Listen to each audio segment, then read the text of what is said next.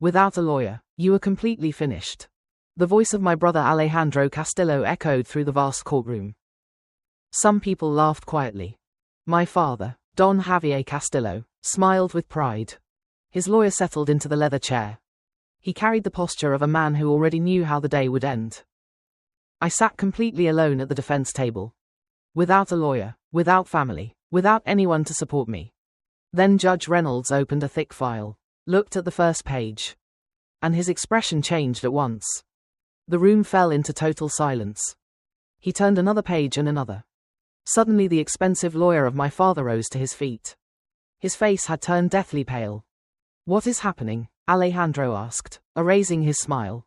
The lawyer swallowed hard, sweating cold. Look at her file.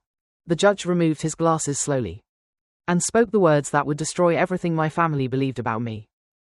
She does not need any lawyer. 5 seconds later my father would collapse to the floor. But to understand how we reached this moment, you must know my hell. My name is Elena Vargas. I am 32 years old. I am Director of Investigations and Forensic Auditing. People see a quiet, cold, disciplined woman. But no one sees the years of pain that forged that silence. I grew up with an unwritten rule. Alejandro mattered. I did not. If Alejandro failed, the school was to blame. If I earned a 9, my father asked why it was not a 10. Don Javier adored my brother. He was his legacy, his treasure. I was only the spare daughter, someone invisible. At 16 I stopped seeking his love. The only person who valued me was my grandfather Mateo. A man who built a real estate empire from nothing. He could not be deceived by anyone. One day he found me crying. My father had bought Alejandro a luxury truck. After he crashed it while drunk. To me, my father refused to pay for my university degree. Grandfather looked at me steadily. They are measuring your worth with the wrong ruler, Elena. I walked away from them. I built my career alone and rose quickly. I uncovered million-dollar frauds for corporations. 6 months ago grandfather passed away. The funeral was cold. Alejandro never put down his phone. My father greeted people out of duty. Days later the notary read the will. Grandfather held properties, bank accounts, and valuable land. He made an unyielding decision. Everything went to me, not 1 cent to them. Alejandro laughed, thinking it was a joke. My father slammed the table. You manipulated him, he shouted in fury. They sued me. They claimed I took advantage of an elderly man. They wanted to destroy me. Now, in the courtroom, Alejandro stared at me with contempt. What he did not know was that the judge had just read my full record. And I was about to speak. Judge Reynolds dropped the file onto his bench. The sharp sound rang through the room like a gunshot. Miss Vargas holds a master's degree in forensic auditing. The judge said, looking hard at my father's lawyer. She has spent 10 years tracking complex financial frauds. She is more than qualified to represent herself in this court. Mr. Sterling, my father's star lawyer, stepped back. His arrogant manner vanished. Alejandro blinked in confusion. Don Javier clenched his fists. He had never cared to ask what I did for a living.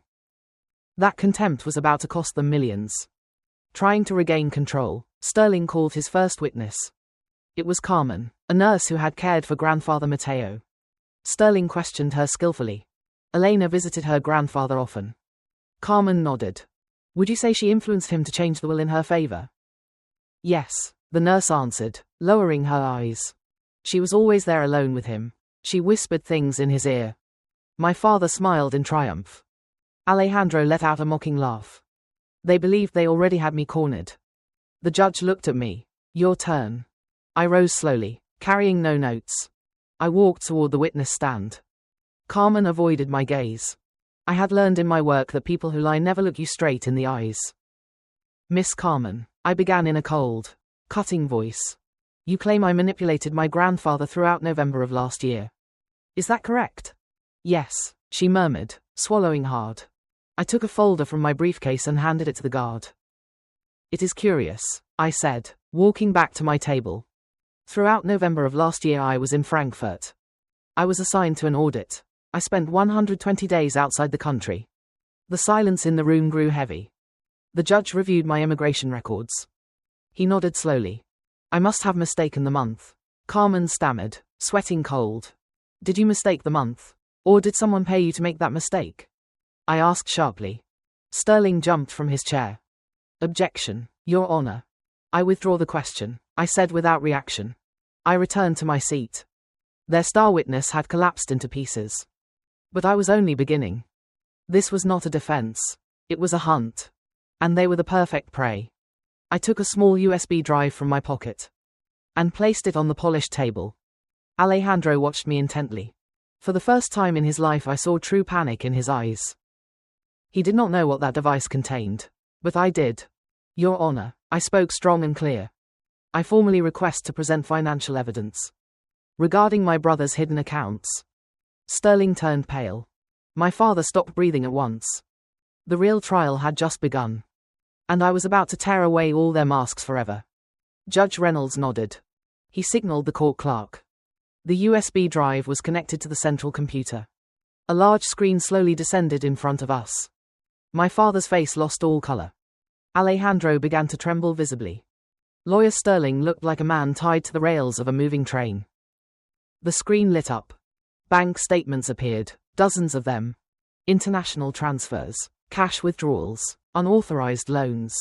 What you see there, I said, pointing to the red numbers on the screen, is the true reason they filed this lawsuit. They were not seeking family justice. They were desperately trying to cover a crime. I moved to the next slide. A check with grandfather Mateo's signature appeared. Then another document beside it. The signature was crude, clearly forged. For 3 long years, I continued, my voice carrying through every corner.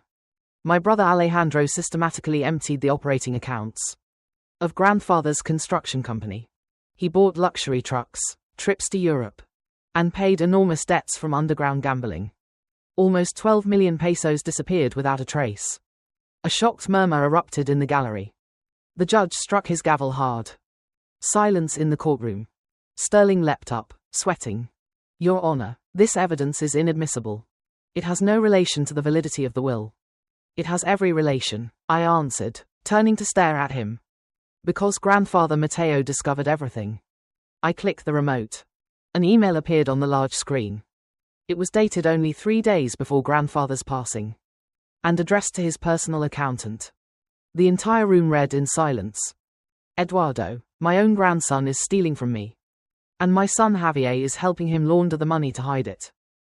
I am going to take absolutely everything from them. Prepare the new will at once. Everything will go to Elena. The impact in the room was devastating. Alejandro clutched his head. He began to hyperventilate. He cried like a terrified child. His arrogant mask turned to dust. It was him, Alejandro suddenly shouted. He pointed at our own father. Dad taught me how to do it. He forged the signatures on the checks, not me. My father stared at him in pure horror. His perfect son, his untouchable legacy, was betraying him without mercy in front of a federal judge. Don Javier tried to speak. His voice simply broke. Alejandro, son, what on earth are you saying? The pure truth, Alejandro answered, shrinking into his chair. You wanted to save the house at my expense. Judge Reynolds watched them with deep disgust. Lawyer Sterling slowly closed his briefcase. He knew the case was finished. A civil inheritance claim had just turned into a federal criminal investigation for fraud. But I was not finished. My final blow remained. The one that would destroy my father's false empire. Your Honor, I said, cutting through the family drama. My father just mentioned his house. I took a heavy red envelope from my briefcase. It carried the official seal of the Public Property Registry. My father's chest rose and fell rapidly. His eyes locked on the envelope. Don Javier believed that even if he lost this case today, he would still return to sleep in the Lomas mansion. The place where he made me feel I was worth nothing. I walked slowly toward the bench. I placed the envelope directly in front of the judge. The judge opened the document. Read the first line. And his face went pale. What terrible secret that red envelope held. If you want to see how the empire of this arrogant family collapses completely in the grand finale, like the video, subscribe right now, and comment justice for Elena. Part 4 will leave you speechless. Judge Reynolds raised his eyes. The paper trembled slightly in his hands. Mr. Javier, the judge said, his voice a cold, piercing whisper. You secretly mortgaged the Lomas mansion. Don Javier swallowed, nodded awkwardly, sweating heavily. It was my house. It was my right. It never was. The judge interrupted coldly. The magistrate lifted the red document for everyone to see. Your father Mateo discovered your embezzlement. He bought the debt of your mortgage from the bank 3 days before he passed away. And upon confirming they were stealing from him, he immediately executed the default clause. The room fell into sepulchral silence. No one dared to breathe. Mateo transferred absolute ownership of the mansion. The judge ruled. That house legally and free of any liens belongs to Elena. The air left my father's lungs at once. His face turned completely grey. I approached his table slowly. He looked at me with pure terror. You have exactly 24 hours to pack your clothes and leave my house, I said in a tone colder than ice. Or tomorrow morning I will change the locks and throw your things into the trash. Don Javier tried to stand. He raised a trembling finger toward me. You are a damned monster. I am your father, Elena. No, I answered firmly. I was only your spare daughter, the one who never mattered. And today the spare daughter has left you on the street. That was the final strike. Don Javier clutched his chest. His eyes opened wide. His breathing collapsed. His knees gave way at once. Exactly as I had predicted at the beginning. He fell heavily against the wooden floor of the courtroom. No one ran to help him. Not even his expensive lawyer, who was already walking toward the exit. To protect his reputation, Alejandro threw himself to the floor. But not to help his father. He looked up at me from the ground, crying, crawling toward my shoes. Elena, little sister, Alejandro begged. Tears of cowardice ran down his face. Blood does not grant privileges to steal, Alejandro, I murmured. You are only a parasite, and parasites stay outside. I turned around. The sound of my heels echoed through the room. I did not look back even when the paramedics rushed in through the double doors. I left the courtroom. The sun of Mexico City burned wonderfully. I breathed deeply. For the first time in my life the air did not choke me. I had recovered my freedom. Grandfather Mateo taught me the final lesson from the grave.